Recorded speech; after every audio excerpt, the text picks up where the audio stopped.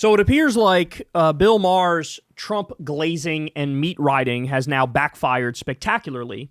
And Bill Maher himself seems to be aware of it on some level. So here we go. This is what he said on his show this past weekend. And we'll listen to this, and I'll have a lot to say about it. I was the first one to use the phrase slow-moving coup. I know I was using it before he was...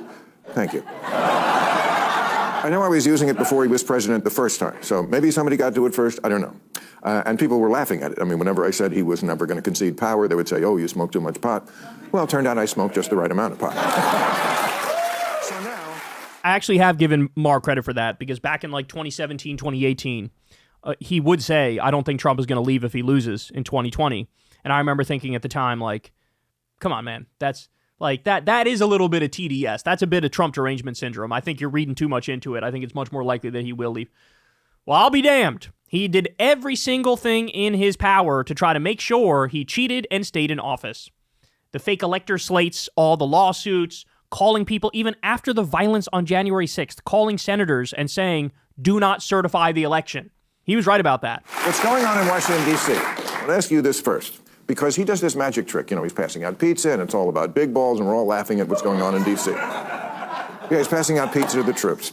If there was a slow-moving coup, let me just describe some of the steps, and you tell me if I'm being paranoid. First, create a masked police force. Get people used to looking at that. Normalize snatching people off the street. Get them used to that. Normalize seeing the National Guard and the military on the street. Then start talking about crime in the capital, which is basically, you know, has always been a fairly crime-ridden city. This is our nation's capital where elections are decided. And then have, because the crime is so bad, have other states start sending their troops, not just the National Guard there in D.C., but now at least 6 other states are sending their troops, which then Trump can then federalize. So you're having many states' troops on the ground there, and now they're under federal control. So you have in the capital a sort of permanent police presence. So when an election dispute might come up, just hypothetically, I mean, I don't want to be a big pessimist, and I'm going to pretend for the rest of the duration that the Democrats do have a chance of winning, and they might win the next election. I just don't think they're ever going to take power, because this is what's going to happen. Because I think this coup is going to go off a lot smoother than the last one. I think that's exactly right, and I don't think it's hyperbolic. I think it's Occam's razor. I think, you know, when you look at what Trump is doing, it's not a coincidence that, oh, he invaded Los Angeles, massively blue city. He invaded D.C., massively blue. Chicago's next on the list. New York City is after that. He's taking National Guardsmen from red states and deploying them in blue cities. It's like a soft civil war already. That's what it is. It's just that only one side is fighting. Masked thugs rounding up innocent people and sending them to concentration camps, right? And so he's saying, well, oh, you really think this is about crime? We know it's not about crime. It's a fact that it's not about crime. Crime in D.C. is down 30%. All their fucking cope about, oh, the dangerous blue cities. Fucking nonsense. You go look at the numbers. I just looked them up the other day. Highest crime in the country, New Mexico, red state. Lowest crime, Vermont, blue state. Highest homicide rates, top 3 states with the worst homicide rates, Mississippi, Louisiana, Alabama, red, red, red. Is that where he's going to send the troops? Is that where he's going to send the Marines? No. It has nothing to do with crime. Nothing. He pardoned, 1,200 January 6ers? Hundreds of them assaulted cops. Some of them went on after they got out to be pedophiles, to end up killing other people. This is who he let go. Even his own cabinet was shocked when he said, no, we're going to pardon all of the January 6ers.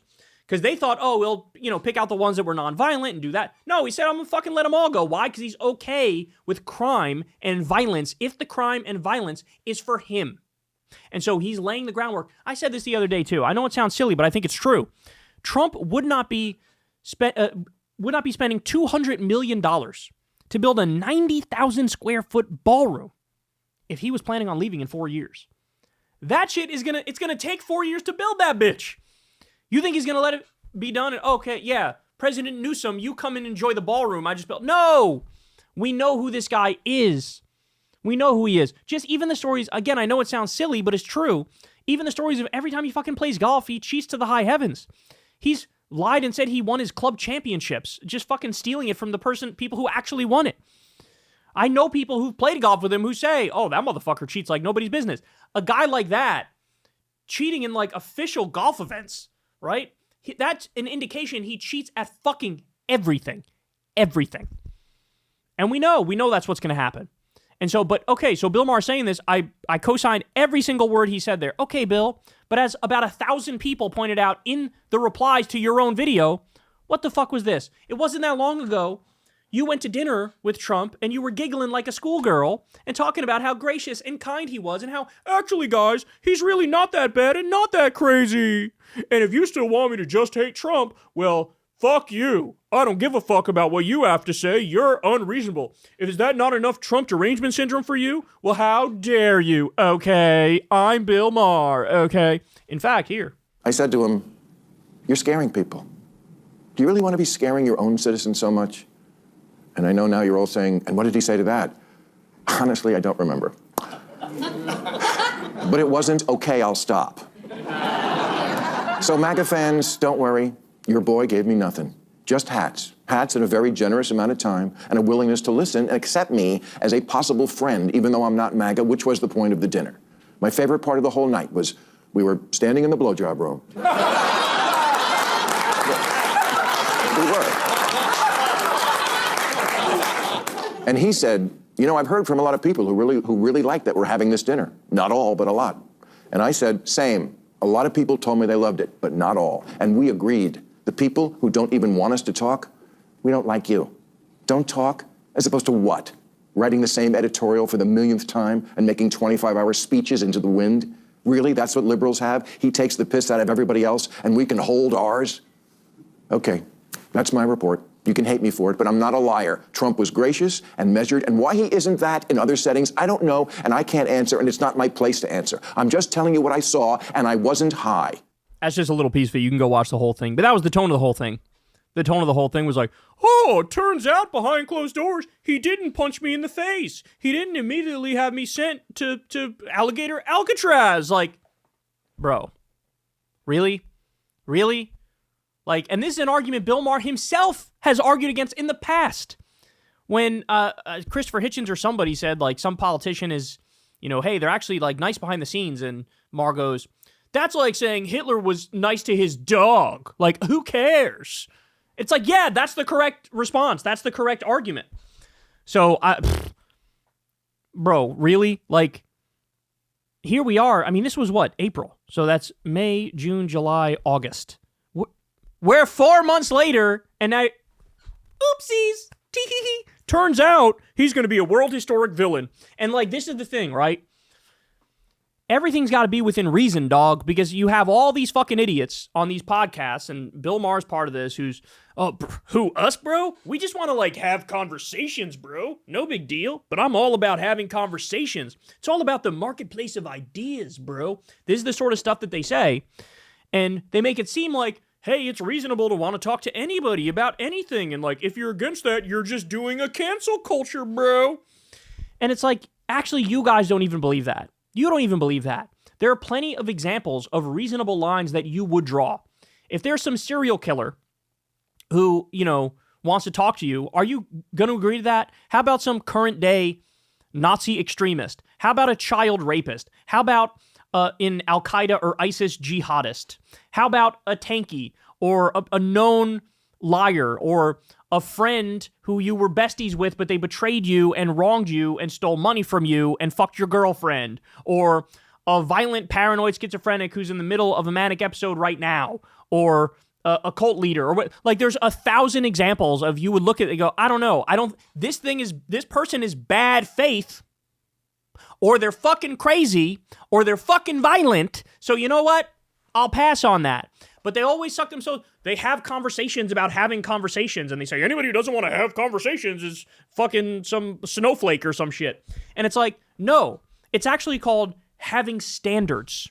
And everybody should have standards. And so when you go and play patty cakes with Donald Trump, a guy who's currently arming and funding a fucking genocide, on top of bombing innocent countries and on top of rounding up innocent immigrants and sending them to concentration camps, what you're doing is you are pretending that his perspective is within the spectrum of debate that is reasonable.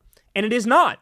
It is not. Trump's positions are fucking psychotically extremist and fascist. And so all of your critics were correct. We were correct when we said, would you fucking have dinner with Mussolini? Right? Would you? What are you going to learn from Mussolini? What's going to come out of a dinner with Mussolini? And the idea of like, oh, he went in there and he fucking, he stood up to him and argued with him on all the areas where they disagree. He didn't even do that. No, in fact, he admits in this, like, he lists off a bunch of areas where him and Trump kind of agree and saying like, no, I don't have Trump derangement syndrome. I agree with you on these like 5 things, sir. And it's like, that was the point. The whole point was they used you. Say, look, even liberal Bill Maher likes Trump. And then what did you bond over? Oh, the wokies are bad, bro. The college kids with pink hair are bad. And so you overlook the fact that he's launched illegal wars, illegal drone strikes, signed a pro-torture executive order, sending people to concentration camps, like, it is currently invading the United States of America. You overlooked all of that.